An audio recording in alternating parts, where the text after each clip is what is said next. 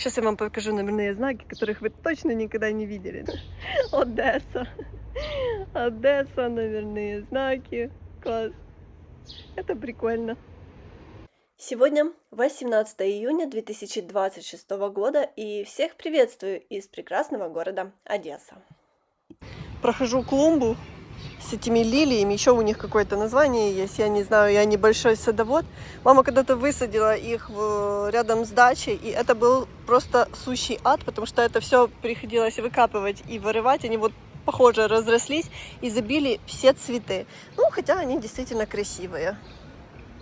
Всем привет-привет из Одессы. Ой, у нас, знаете, каждый день происходит как не одно, так и другое. Мне кажется, что если бы я это все снимала и все рассказывала, уже получился бы какой-то блокбастер.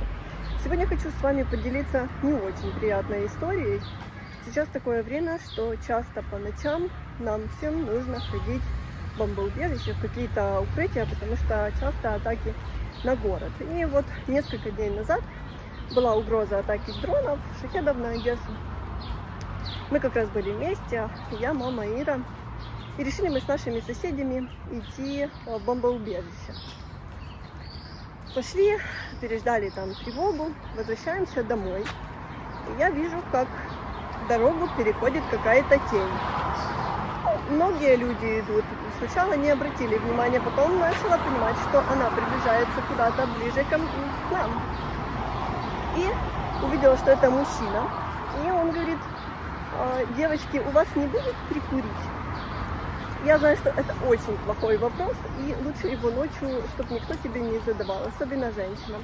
Но мы вежливо ответили, что нет, потому что не курим, и продолжили себе дорогу идти к дому. Идем, вроде сначала никто за нами не шел, а потом соседка говорит: он идет за нами.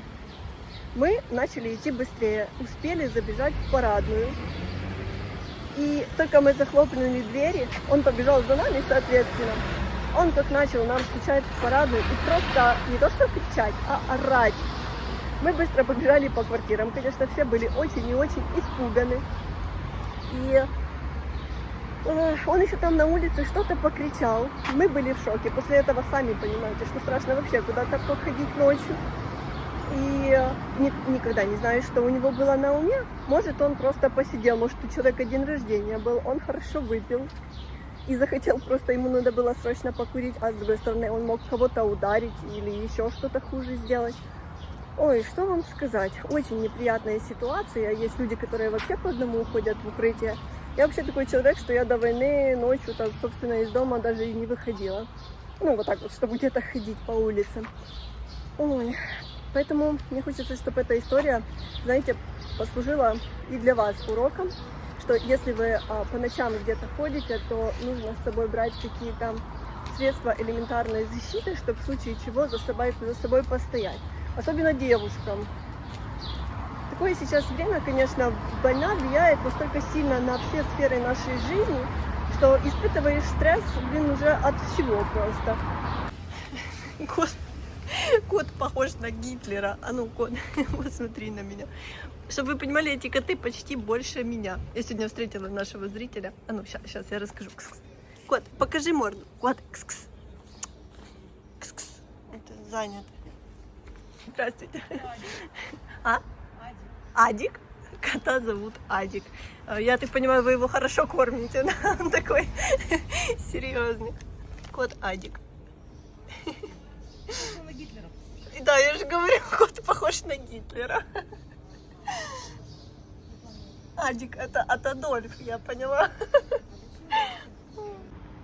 Кот Адик от имени Адольф преследует меня. Я иду, он идет за мной и прячется под машиной. Ресторан Куманець.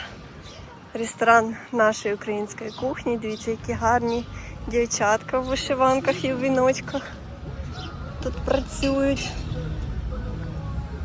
Тоже его красиво украшает.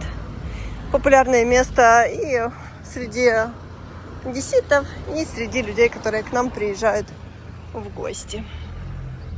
Таке українське гарне подвір'я.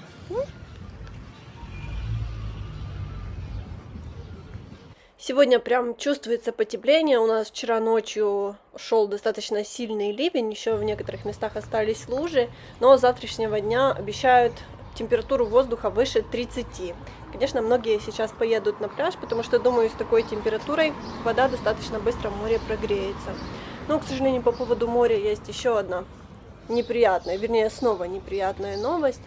Это та, что к побережью где-то на поселке Котовского снова прибило дельфина.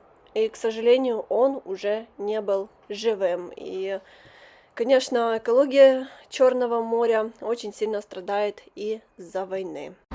Сейчас с вами спустимся в Одесский переход. Сначала здесь работали магазины, потом их закрыли, а потом, вижу, прошли какие-то ремонты, и здесь снова все пооткрывали. Но мне нравится, когда здесь все так работает, потому что тогда так не страшно здесь ходить, кого-то не очень приятного встретить. Так, кстати, вот в переходе можно купить и сувениры, и, конечно же, цветы для самых любимых, очки солнечные. О, смотрите, какие кепочки. Кепочки, очки, наш прапор украинский и прапор Одессы можно купить. Всякие штуки для ваших гаджетов. Ой, здесь даже какие-то напитки можно купить. И я еще видела, что здесь открыли барбершоп. Ребята молодцы. Вот. Кстати, вот это значок барбершопа такой. Столбы, если в Одессе такие видите, то значит там есть барбершоп. В общем, ребята облюбовали здесь все и придумали себе такой маленький бизнес, и классно, что здесь такое есть. Пусть оно будет и пусть развивается. Есть в Одессе в центре места, которые я очень люблю. Смотрите, какой балкончик. И можно на балкончике этом посидеть, поесть. Здесь греческая кухня, это ресторан Никос. Можно какую-то мусаку поесть. И когда открываются в Одессе террасы вдоль улиц, конечно, город расцветает. У нас предприниматели, конечно, можно сказать, просто красавчики, потому что в такое сложное время все держатся, все стараются для своих клиентов, для своих посетителей. Я вообще считаю, что некоторые кафе, рестораны и магазины действительно являются украшением города, потому что без них было бы совсем пусто. У нас сегодня, к счастью, относительно тихий и спокойный день. Хочется верить, что будет и такой же ночь.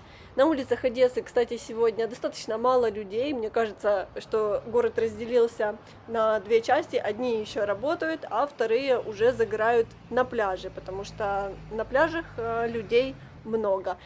Такое прикольное дерево, выстригли крону его. Она густющая. Какой бы дождь ни пошел, я уверена, здесь не промокнешь. Я еще такой густой кроны не видела. Смотрите. Класс. Сегодня одесситы с утра прочли не самую приятную новость, и касается она того, что подорожает проезд в общественном транспорте, а именно в маршрутках. Была стоимость проезда у нас 20 гривен с 2024 года, сейчас будет уже с 27 июня 25 гривен. Вообще посчитали, что экономически правильным бы было даже до 35 гривен поставить, но пришли к выводу, что чтобы и для населения было нормально, чтобы не сильно било по карману одесситов, проезд останется 25 гривен пока. И все это происходит из-за того, что подорожало очень сильно топливо в первую очередь. Дорогие друзья, спасибо, что остаетесь с нами. Всем хорошего дня, хорошего настроения. Берегите себя и своих близких, потому что вы видите, что ситуации бывают разные. До встречи в следующем видео из Одессы. Все буде добре.